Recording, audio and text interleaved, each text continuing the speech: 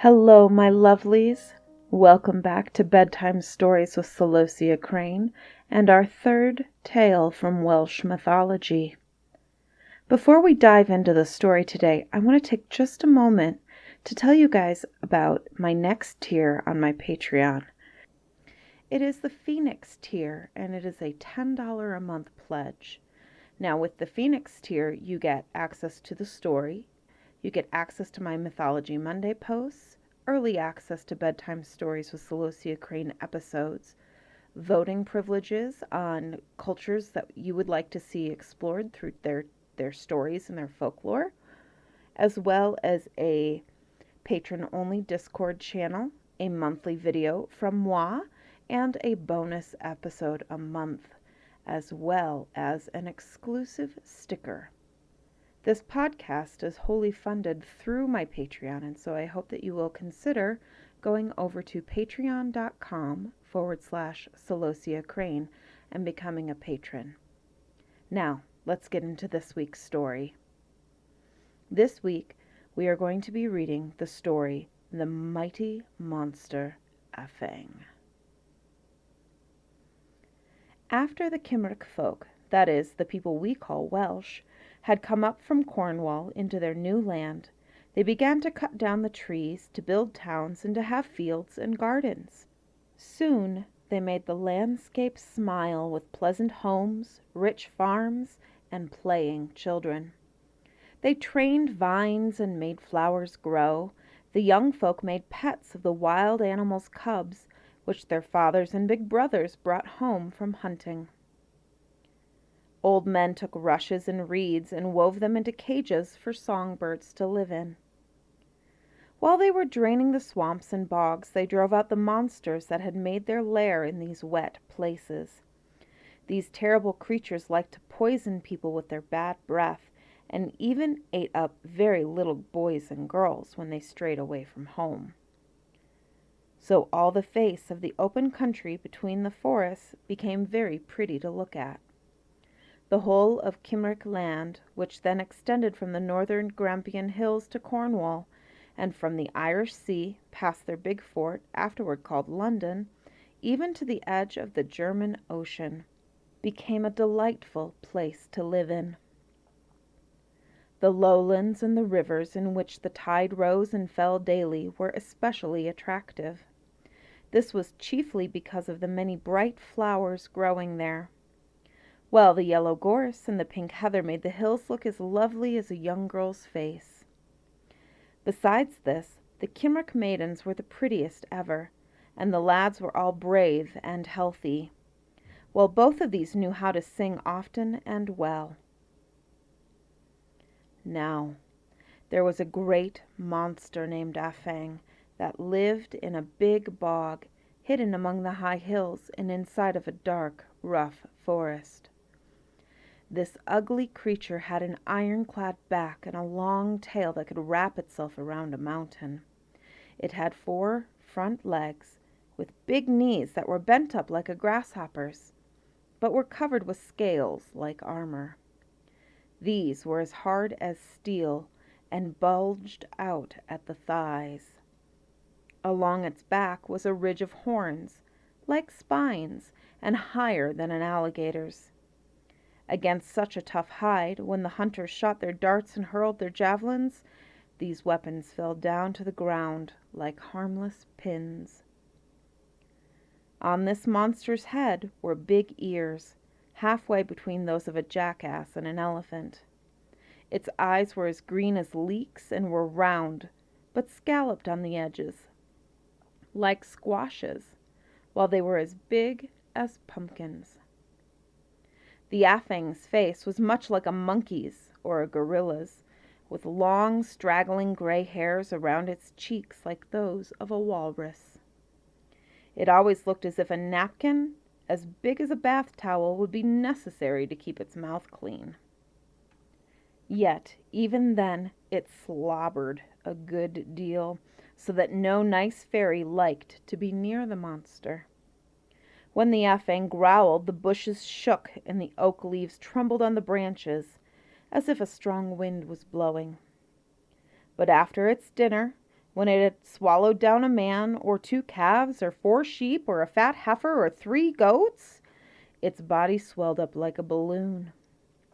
Then it usually rolled over, lay along the ground or in the soft mud, and felt very stupid and sleepy for a long while. All around its lair lay wagon loads of bones of the creatures, girls, women, men, boys, cows, and occasionally a donkey, which it had devoured.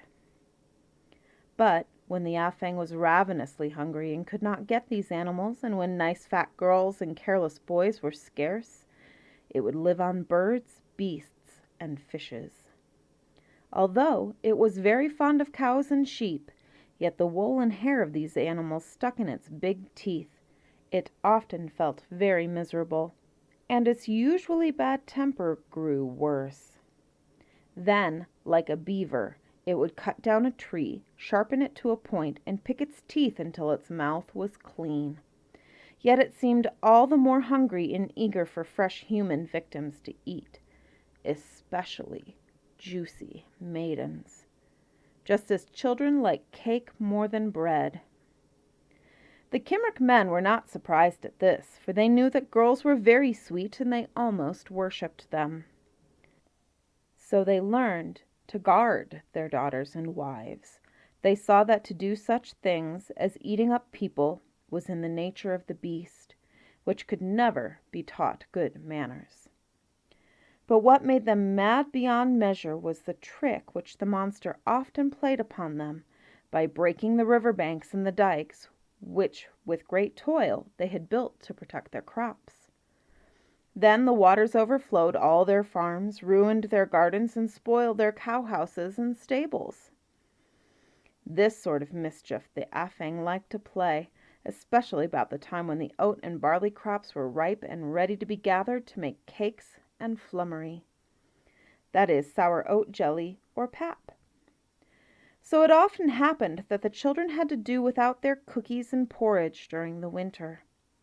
Sometimes the floods rose so high as to wash away the houses and float the cradles.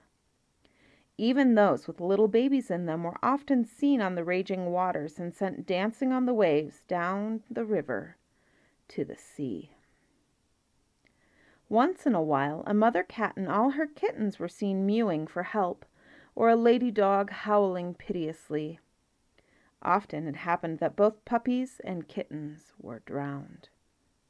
So, whether for men or mothers, pussies or puppies, the Cymric men thought the time had come to stop this monster's mischief.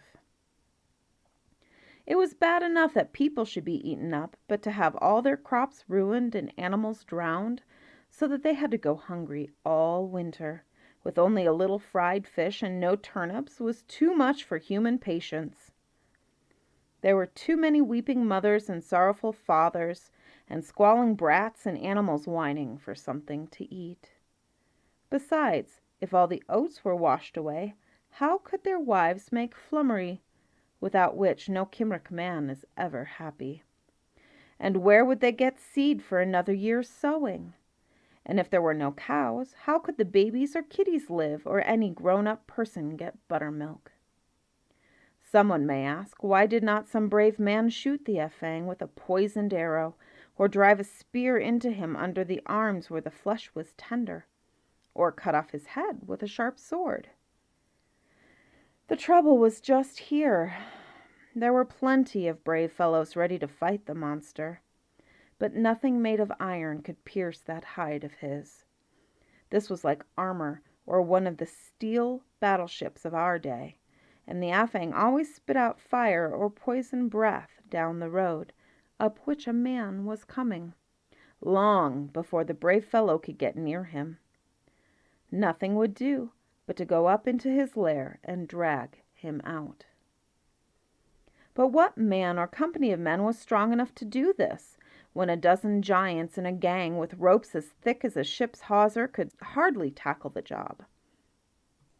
Nevertheless, in what neither man or giant could do, a pretty maiden might succeed. True, she must be brave also, for how could she know but if hungry, the Afang might eat her up?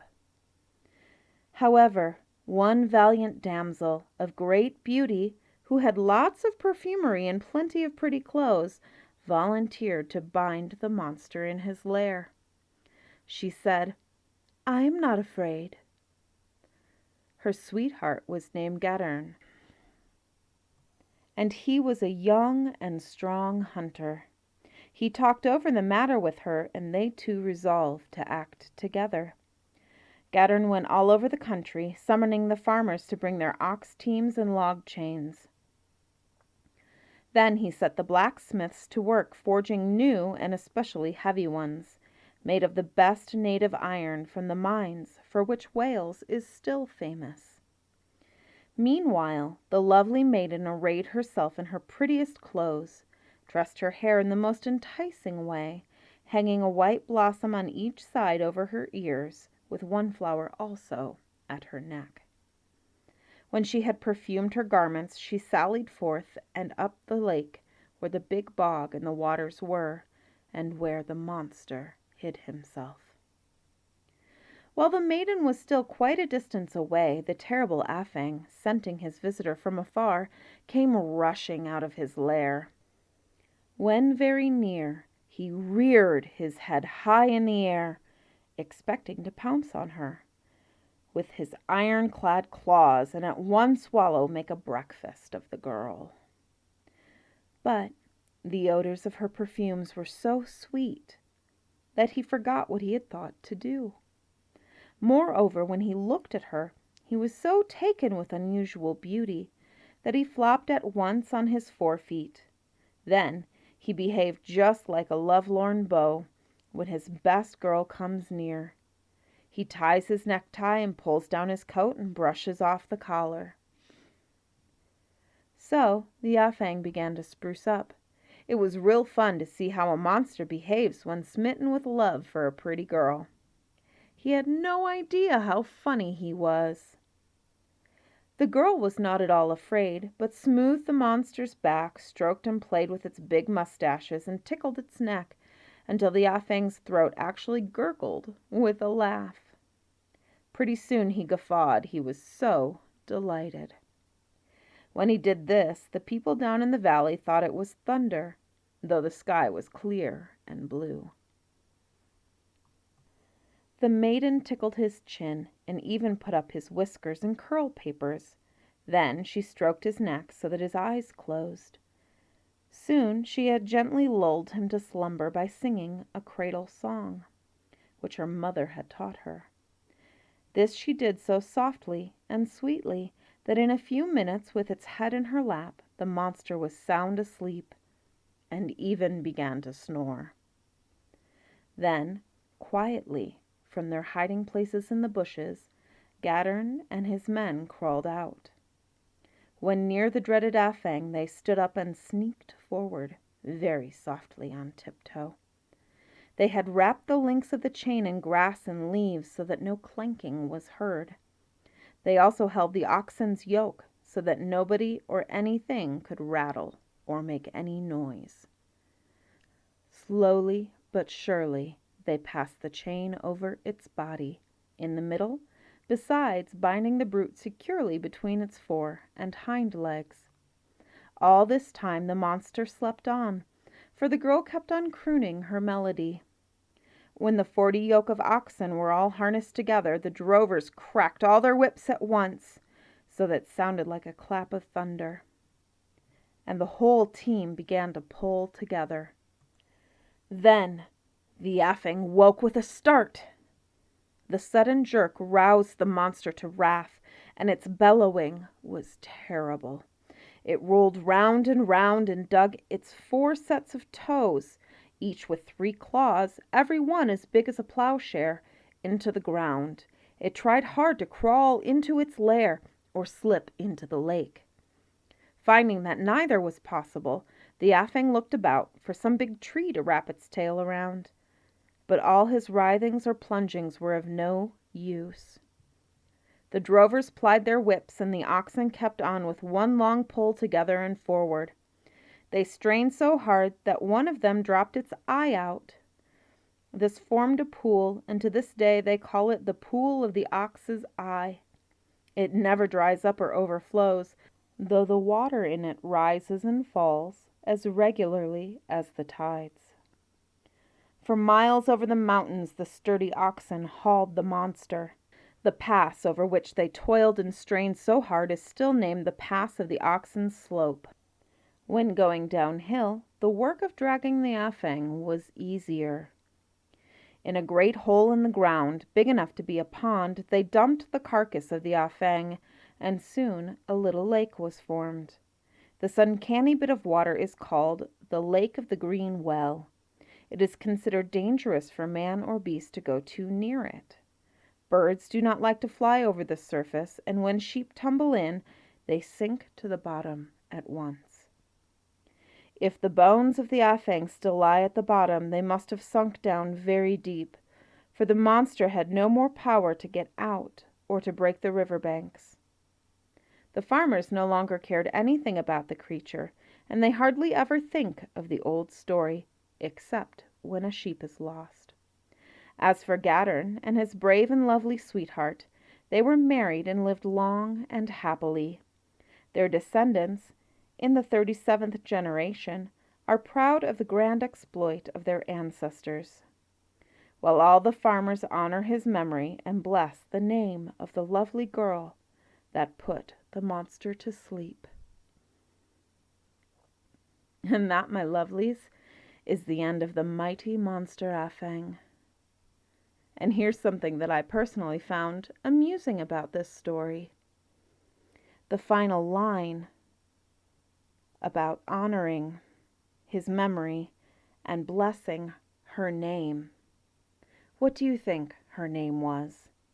For it is never mentioned in this telling of the story. That is all for this week. I hope you enjoyed it and will come back next week for our 4th Welsh tale, The Maiden of the Green Forest.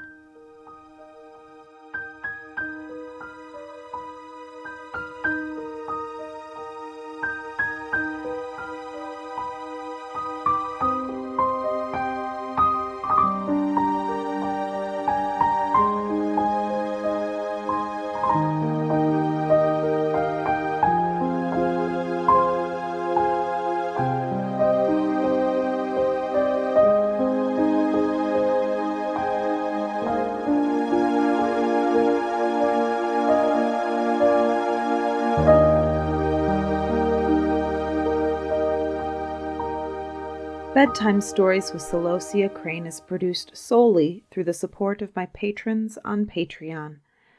To become a patron for as little as $1 a month, please visit www.patreon.com/Celosia Crane.